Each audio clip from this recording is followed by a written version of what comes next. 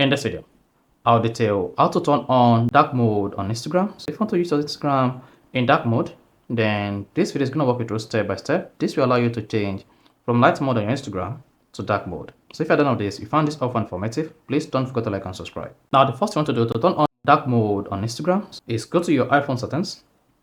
On the settings page, scroll down and click on display and brightness. Now, once you select display and brightness, come here and select dark under appearance. Then once you selected that, just exit the page. Then go ahead and open the Instagram application.